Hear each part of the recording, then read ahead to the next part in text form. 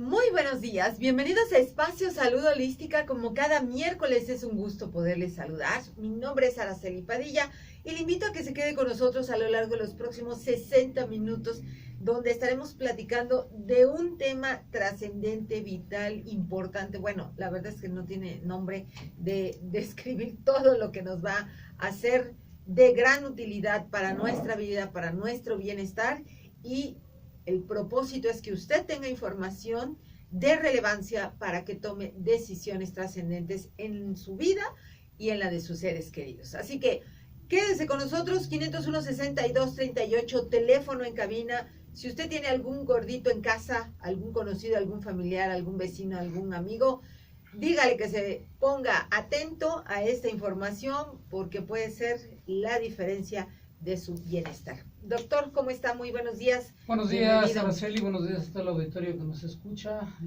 Pues es un placer estar esta mañana aquí con ustedes. Gracias para abordar el tema que pues prácticamente no solamente es una preocupación, sino es ya un nivel de salud pública, así lo vemos, así lo entendemos. Tenemos importantes niveles de obesidad en nuestro país y de alguna manera, bueno, pues tenemos que empezar por casa, por cada decisión personal, qué estamos comiendo, cómo estamos comiendo y qué estamos haciendo y por qué estamos llegando a estos niveles de obesidad tan elevados, doctor. Bien, Araceli, mira, quiero decirte que ha habido como una serie de mitos en relación con la obesidad. Yo recuerdo que hace muchos años, cuando estaba estudiando el posgrado en nutrición, con un catedrático que era egresado, un doctor egresado de la Universidad de Cornell en Nueva York, donde yo estudié en el centro de investigación, la mayoría de los investigadores eran egresados de Universidad de Estados Unidos. Este señor era pues de una eminencia y con él veíamos que se decía, bueno, pues es que es la grasa, porque la grasa no tiene que metabolizarse, sino entra como grasa, entonces se acumula como grasa. Y los carbohidratos, sin embargo, si comes exceso de carbohidratos, el proceso de transformar esos carbohidratos en grasa van a tomar una gran cantidad de energía, entonces va a ser poca la energía que se va a transformar en grasa. Y yo me la creí mucho tiempo, yo estuve hablando de eso, porque siempre estaba buscando en la inquietud de encontrar cuál es la causa real. Pero de pronto empecé a encontrar un poquito de información más reciente, y entonces últimamente se ha visto que hay un proceso que lleva a las personas a la obesidad y a la diabetes. Yo lo repito, lo vi en un libro de un individuo, de un doctor que se llama Ray Strand, y él dice que hay 4 pasos hacia la diabetes, 5 pasos. El primero es el abuso de la insulina. Primeramente abusamos de nuestra insulina. Quiero decirte que se ha llegado a esto después de mucho estudio. Hay un médico investigador que es el doctor Jenkins de Canadá, que se ha dedicado cerca casi de 30 años a la investigación de la diabetes. Él fue el que encontró o desarrolló el concepto de resistencia a la insulina y una serie de cosas. A él le debemos mucha la investigación que hay. Se encontró, Araceli, que el proceso de abusar de la insulina se da simplemente por comer de más. O sea, si tú te acostumbraste a comer mucho, si de niño recuerdo en mi casa, por ejemplo, que mis papás nos enseñaron a comer, a llenarnos, no a estar satisfechos, sino a sentirte lleno. Entonces, de entrada, eso ya es el primer paso. Estás haciendo el primer paso hacia la diabetes, que es abusar de tu insulina, porque al comer mucho, hay mucha glucosa que llega al cuerpo y hay una demanda de insulina muy elevada. Entonces, inicialmente es abusar de la insulina por lo que comes. Ahora, los adolescentes y muchos de los niños de esta época, el abuso que hacen es un abuso fuera de toda lógica, un abuso absurdo, un abuso monstruoso, casi lo puedo decir, porque además de comer mucho, consumen alimentos muy cargados en azúcar. Esta moda de los cereales de caja, de los cereales azucarados, esta moda del elefantito y el tigre Toño y todo esto perjudica muchísimo a los niños, porque porque son cereales aparte que tienen una gran cantidad de azúcar. Y entonces las personas están consumiendo mucho, están comiendo mucho, pero además están comiendo alimentos muy cargados en azúcar. Ahora, se fue descubriendo poco a poco. El doctor William Davis escribe un libro que se llama Sin Trigo. Este doctor dice que él en una ocasión estaba en la playa y de pronto estaba acostado, pues tomando el sol, y de pronto observó su cuerpo y se dio cuenta cómo le colgaban las lonjas, ¿no? Le colgaban los gordos, y entonces él dijo, ¿cómo llegué a esto? ¿Cómo es que llegué a esto? Y empezó a hacer un análisis de su vida y se dio cuenta que después de la cena, que en Estados Unidos es a las 6 de la tarde más o menos, es su comida fuerte del día, por ahí de las 8 de pronto empezaba a tener una ansiedad por comer enorme y unas ganas de estar comiendo pretzels y galletas y estar así picoteando todo. Entonces él dijo, ¿a qué se debe esto? ¿Qué es lo que está sucediendo? Y entonces empezó a investigar y empezó a entrar, a meterse a fondo hasta que encontró este concepto de la resistencia a la insulina. El primer paso a la diabetes, dijimos, es abusar de la insulina. El segundo paso, muchos años de abuso, muchos años que tú haces que tu páncreas que produzca exceso de insulina para controlar los excesos de glucosa que estás consumiendo, conducen a un proceso que encontró el doctor Jenkins que se llama resistencia a la insulina. Las células empiezan a resistir la acción de la insulina. Si una persona es sedentaria, las células ofrecen resistencia a la insulina. Cuando una persona hace ejercicio, corre, brinca, juega, el cuerpo está utilizando la glucosa bien y no hay resistencia a la insulina. Ahora, se ve que la resistencia a la insulina empieza en las arterias. Se encontró que las arterias, cuando tú comes comidas muy cargadas en azúcar, voy a poner un ejemplo, un vegetariano, yo me hice vegetariano hace muchos años y muchas veces hice esto por ignorancia, ¿no? Te comes un plato de frutas, la fruta es buena, ¿no? En el concepto es buena, y pues le metes mango, piña, plátano, le estás metiendo un montón de azúcar en las frutas, claro. Y luego después te comes unas 2 o 3 rebanadas de pan integral con miel, integral para que, bueno, entre comillas, como es claro, integral es bueno, claro, ¿no? Y luego ya a lo mejor hay gente que todavía se come unas entomatadas y unas enfrijoladas. Eso genera una carga de glucosa impresionante. Y en respuesta el páncreas tiene que producir una cantidad muy alta, muy elevada de insulina, y cuando el proceso es cotidiano, llega un momento en que el páncreas pierde su capacidad de control, de detección fina, y empieza a sobreproducir insulina siempre. Entonces una persona que comía mucho, comes mucho, hay una carga de glucosa altísima, rapidísima a la sangre, sobre todo si comiste pan, y sube la glucosa muy rápido, igual de rápido como subió, tiene que bajar, entonces el cuerpo tiene que producir cantidades fuertes de insulina para bajar.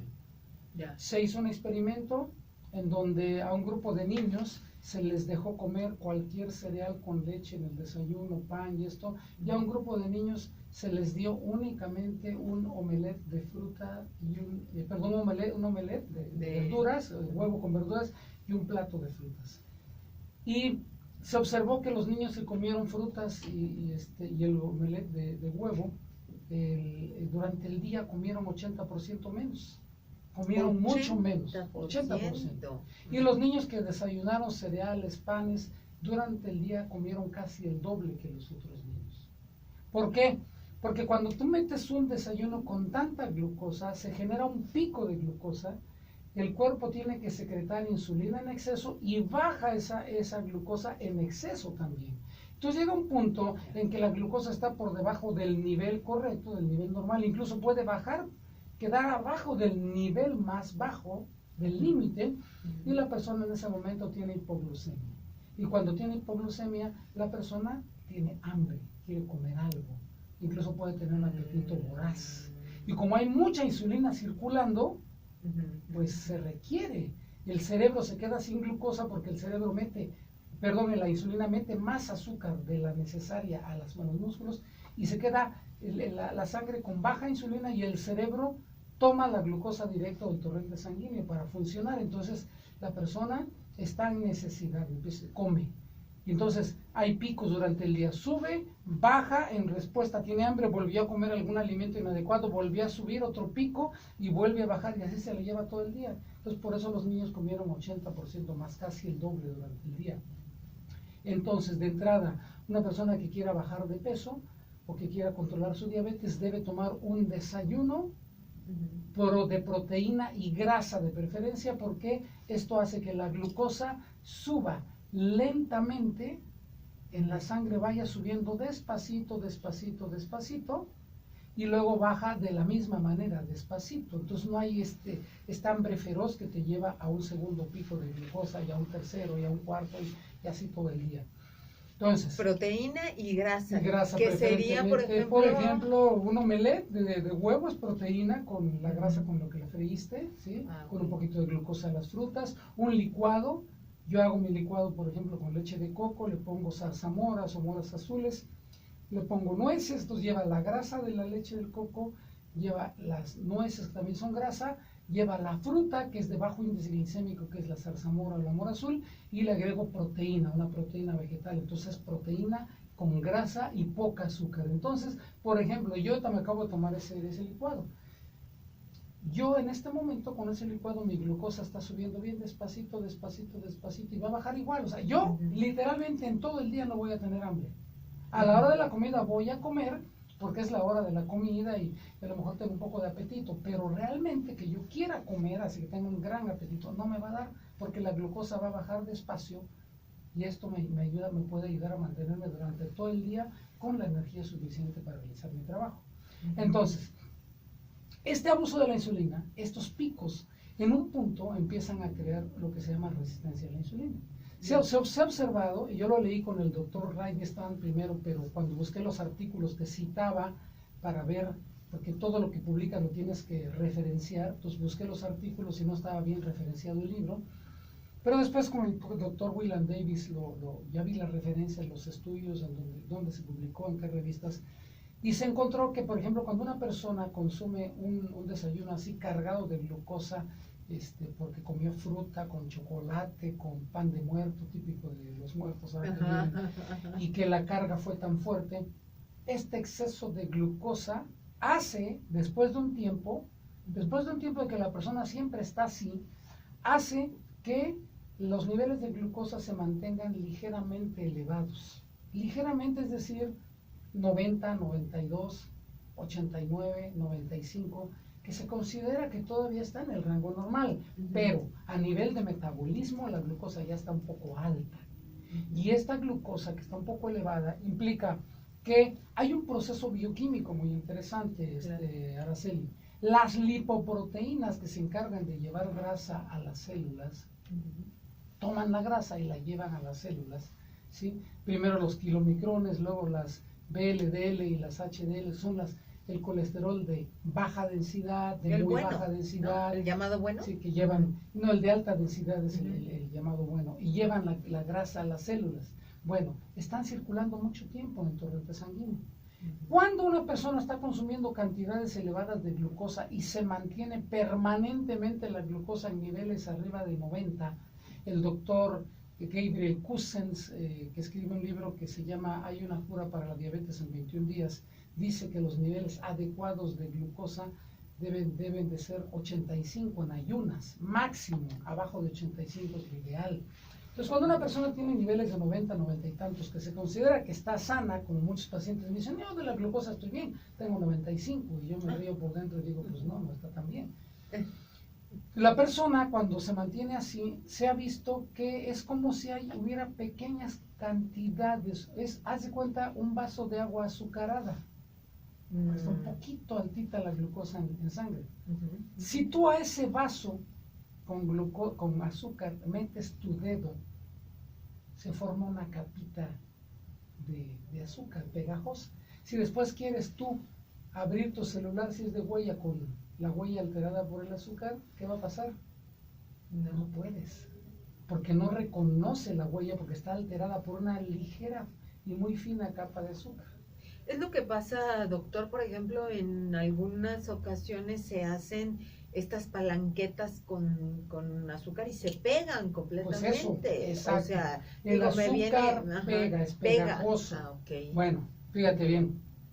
Entonces, las lipoproteínas que andan circulando en un medio con azúcar, que son microscópicas, esa capita de glucosa se les forma. Y cuando quieren unirse a la célula para pasar su grasa, ¿sí?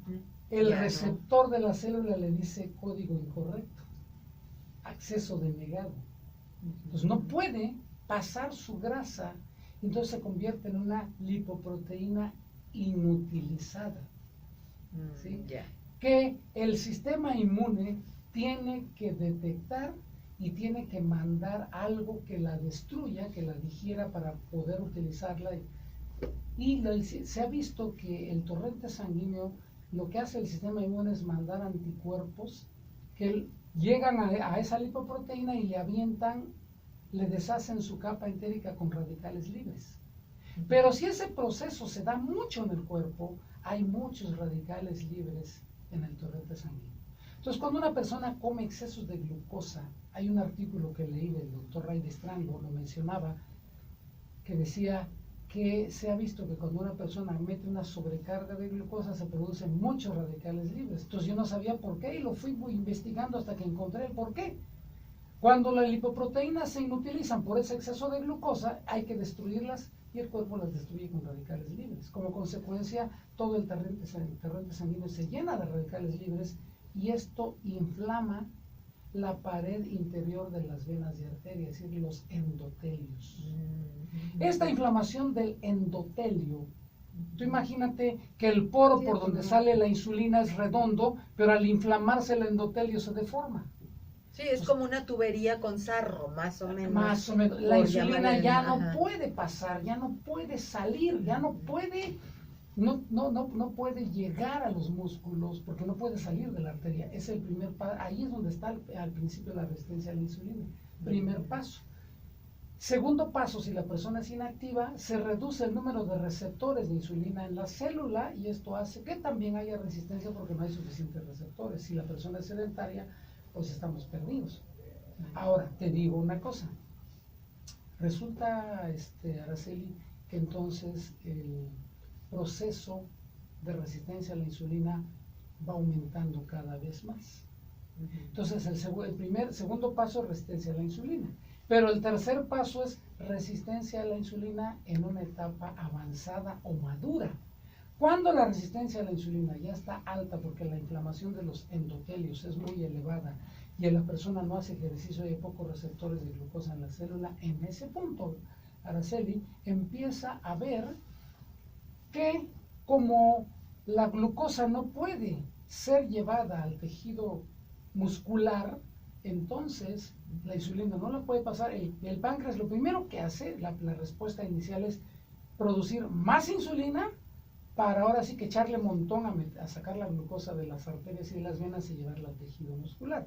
Pero llega un momento en que ese proceso también es ineficiente y entonces hay exceso de glucosa, ya está en ciertos niveles elevados, y esa glucosa que no puede ser llevada al músculo para ser quemada en la actividad física, se lleva al tejido adiposo y al hígado y se transforma en grasa. Entonces la persona que empieza a echar grasa en el cuerpo y empieza a engordar, está engordando no porque comió mucha grasa, sino porque la está produciendo por dentro. Me dijo un individuo que llegó a mi consulta, doctor, tengo 1200 de triglicéridos, ya dejé de comer queso, ya dejé de comer carne, pero no bajan los triglicéridos. Y yo le dije, no, que pues, mire, usted los está produciendo por dentro con el pancito que se está comiendo, con los refresquitos que se está tomando, con los postrecitos que está comiendo. O sea, los excesos de azúcar se van convirtiendo en grasa por el proceso de resistencia a la insulina. Entonces la persona dice, es que estoy comiendo lo mismo de siempre y estoy subiendo mucho de peso. No cambié la dieta, pero estoy subiendo de peso. Claro, llegó un punto en que la resistencia a la insulina maduró y la persona empieza a crear grasa y los triglicéridos están altos. Un indicativo de que la persona está en un factor de riesgo para la diabetes, está subiendo de peso, es que le sacas un un estudio que es el perfil de colesterol y lípidos. Y entonces ahí te sale cuánto tienes de triglicéridos en la sangre y cuánto tienes de colesterol HDL y LDL. Nos importa el colesterol HDL por una razón, porque hay un índice de riesgo que se define como factor de riesgo al corazón o factor protector del corazón, que es dividir los triglicéridos que tienes entre el HDL, la lipoproteína de alta densidad, la protectora del corazón. Entonces, si una persona tiene 300 de triglicéridos y tiene 50 de HDL, 300 entre 50 te da 6. El factor para saber que la persona está sana tiene que ser menor que 2. Y es muy común encontrar personas que tienen este factor en 5, 6, 8, 10, 12, 15. Eso no está hablando de que su corazón está en riesgo. De pronto la persona se muere de un infarto. ¿Por qué? Wow. Porque hay inflamación en las arterias, porque hay una producción de grasa excesiva, hay grasa a nivel de vísceras. Por eso el doctor William Davis, cuando hace su estudio, dice, bueno, se acumula la grasa en la panza, en el abdomen. Esta grasa acumulada en el abdomen hace que se acumule más, que haya más resistencia, aumenta la resistencia a la insulina, hay más acumulación de grasa al haber más resistencia a la insulina. ¿Cómo podemos saber que una persona está en este proceso? Simplemente que tenga panza. Si tienes un poco de panza, ya está, hay un proceso ahí de resistencia a la insulina. ¿Sí? Ese es un primer factor. Otro factor podría ser el índice de masa corporal y otros más, pero pues hay que tener cuidado, ¿no? Hay que empezar a cambiar los hábitos de vida. La verdad es que son datos que tenemos que de alguna manera tenerlos muy, muy presentes, porque eso nos puede llevar pues a situaciones realmente graves y delicadas. Recuerde, estamos en Espacio Salud Holística. Llámenos 501-6238. A usted que nos ve en redes sociales, un saludo. Vamos a hacer nuestra primera pausa y volvemos con más de obesidad y diabetes con el doctor Silvino Pérez Carballido. Regresamos en un momento. Estamos de regreso en Espacio Salud Holística, platicando acerca de este tema sin duda trascendente para todos aquellos que de alguna u otra forma, bueno, pues o tenemos personas dentro de la familia con diabetes, con resistencia a la insulina, con problemas de obesidad. Y por supuesto, bueno, pues es un tema muy, muy importante. Es por ello que más adelante nos va a platicar el doctor, que va a ofrecer un taller este fin de semana aquí en la ciudad de Oaxaca, en la Gran Fraternidad Universal, que tiene que ver con este tema y cómo también a través de ciertos ejercicios y medicina del deporte se puede ayudar a este tema de la obesidad y de la diabetes. Así que bueno, nos estaban preguntando, doctor, que pues si una persona tiene padres diabéticos, ¿qué puede hacer? Nos llamó una persona del auditorio que tiene 65 años, gracias por la llamada, pero preguntaba si puede también tener o repetir esta cuestión hereditaria, preguntaba. Mira, cuando la genética ya está, cuando hay padres diabéticos, se ve que hay cierta fragilidad. Las mujeres, las hijas, en las hijas la herencia es directa. En los varones puede saltarse, pero en las hijas es literalmente inevitable. Estamos si como que más propensas. Si la persona recibió o heredó los genes, es bueno nada más que cambie las costumbres alimenticias. Ya. Porque básicamente los genes se expresan de acuerdo a la alimentación que llevas. Por ejemplo, también te voy a mencionar un estudio que se hizo con 2 grupos de niños, personas, no niños, personas, 2 grupos de personas. A un grupo se le dio que consumiera harinas de todo tipo, harinas de trigo, con harinas en general, y pastas. Y a otro grupo solo exclusivamente se le permitió consumir pasta de centeno y harina de centeno. ¿Sí? No podía consumir otra pasta u otra harina que no fuera de centeno. Al cabo de los 3 meses, de las 12 semanas que terminó el estudio, se encontró que las personas que habían consumido harinas de trigo, básicamente, habían desarrollado 60 genes de obesidad y diabetes. O sea, los habían expresado, estaban listos para crearle problemas a la persona. Y las personas que habían comido solo pasta de centeno habían desarrollado 72 genes de combate a la obesidad y la diabetes. O sea, todo lo contrario. O sea, genes que no permiten la expresión de la diabetes, mientras que el otro grupo desarrolló una gran cantidad de genes que justamente son genes de obesidad y diabetes. Ahora, ¿cuál es la diferencia entre consumir trigo y consumir otro tipo de harina? Bueno, se ha encontrado, Araceli, que el almidón es la forma en que las plantas almacenan la glucosa. En el cuerpo se almacena en forma de glucógeno, en las plantas en forma de almidón. Ahora, el almidón puede ser de dos tipos. El almidón puede ser amilosa o amilopectina. Y la amilopectina, la diferencia con la amilosa es que la amilosa son cadenas de glucosa compactadas que van pegadas unas sobre otras, mientras que la amilopectina son cadenas de glucosa ramificadas, en ramas. Y por lo tanto, al estar ramificadas, la sialina de la saliva, el cuerpo en general, digiere muy rápido ese almidón. Entonces el almidón entra muy rápido. De ahí nació lo que se llama el concepto del índice glicémico o glucémico. O sea, qué tan rápido un alimento te sube el azúcar a la sangre y qué tan lento. ¿Sí? Se ha visto, por ejemplo, que si hay más fibra, si hay más fructosa, el índice glicémico es lento. Si hay más glucosa y hay cierto tipo de almidones, es más rápido. Hay una amilopectina que se llama amilopectina A, de la cual el trigo es muy rico, que sube muy rápido la glucosa a la sangre. O sea, es a una velocidad tremenda. Entonces se ha visto que este alimento, el trigo, es capaz de subir la glucosa en la sangre de manera rápida, muy rápida. El trigo. El trigo. Por eso las subidas de glucosa pueden ser muy fuertes, muy altas y muy rápidas. Por lo tanto, entonces, se ha encontrado que si una persona consume harina de centeno, o consume harina de avena, o consume harina de amaranto, consume mijo, otro tipo de harina, no va a tener la misma rapidez de entrada de la glucosa a la sangre. Incluso si comes fibra, lo que te decía, si aparte mezclas un poco de grasa, un poco de proteína, la proteína siempre aletarga o alenta la entrada de glucosa a la sangre. Entonces, en este sentido, es muy importante pues tener presente qué sucede, qué está sucediendo, qué está pasando, ¿sí? Entonces, bueno, ¿qué tenemos que hacer? O sea, ¿qué debemos de hacer?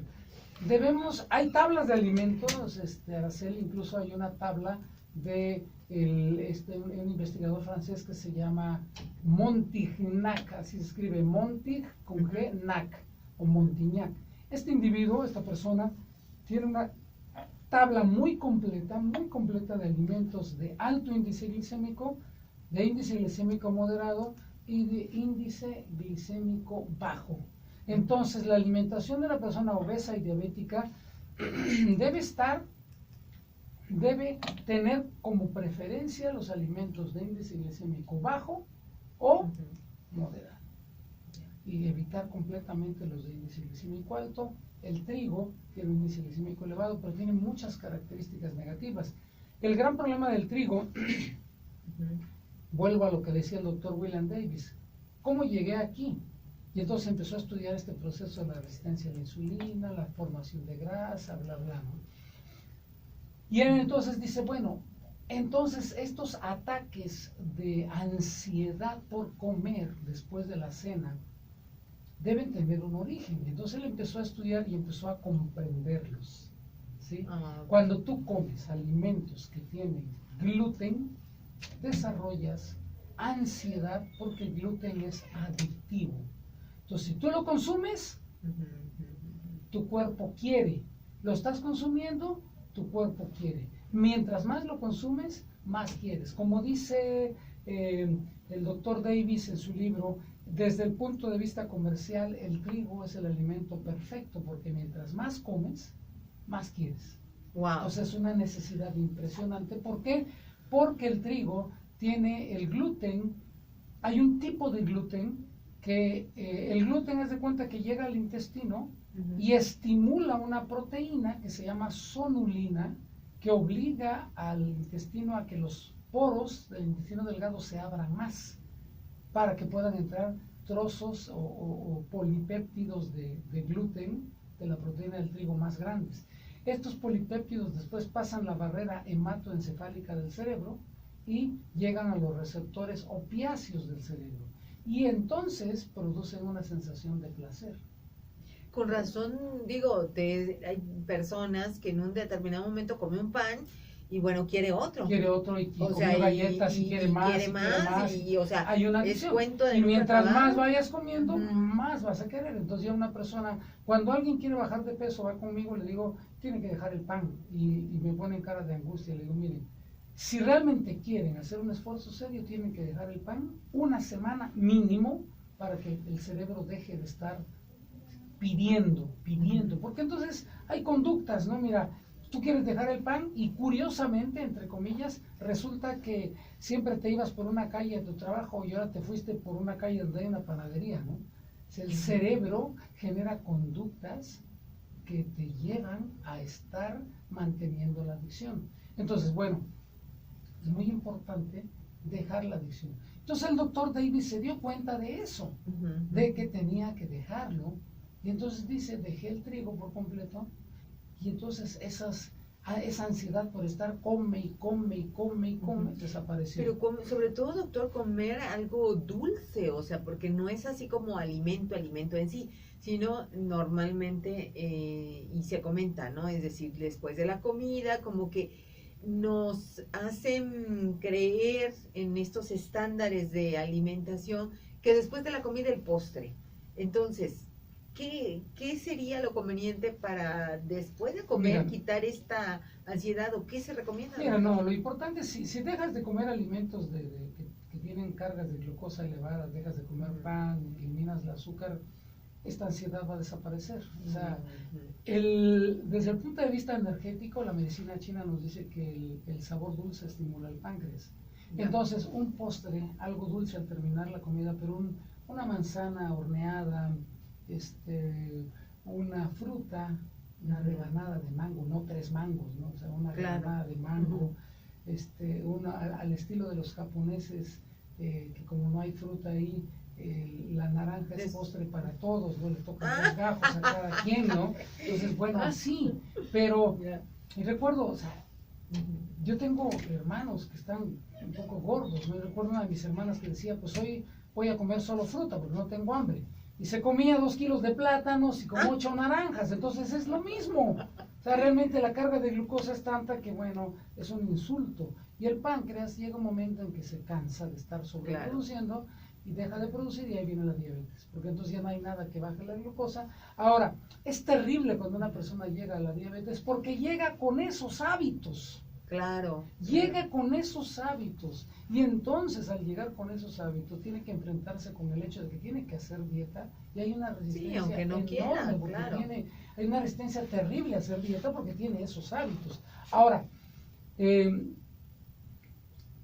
dice el doctor Mark Hyman, también tiene un libro que se llama La solución del azúcar en la sangre. Él dice que, el doctor Mark Hyman dice que la diabetes no se va a curar con medicamentos ni con inyecciones de insulina.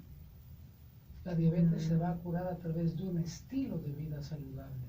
Claro. Mira, llegó un paciente y apoyo esto que te voy a decir con un hecho cruel y triste.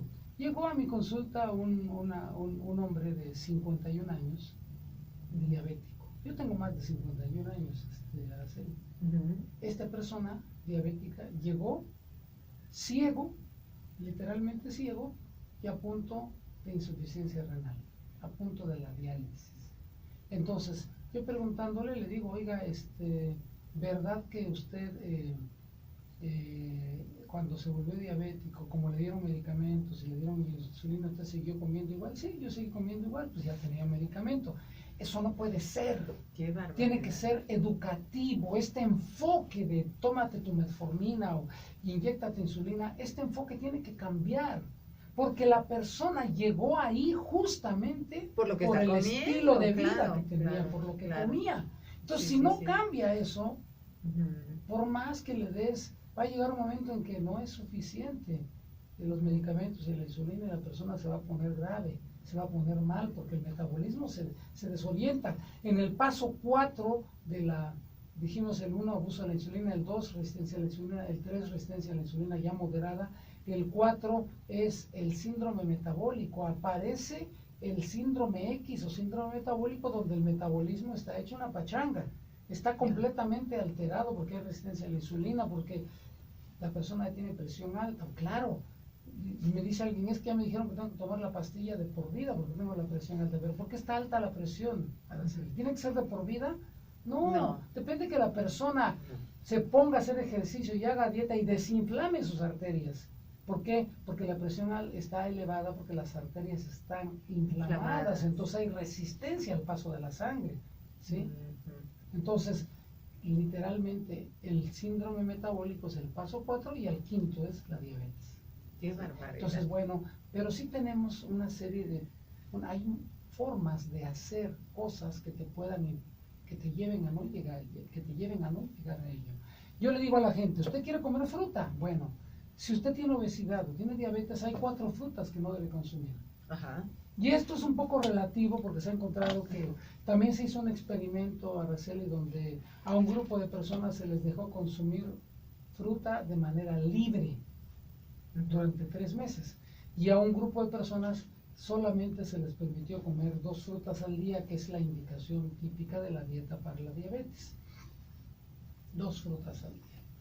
Pero el otro grupo comió fruta libre, eran 2 grupos de diabéticos.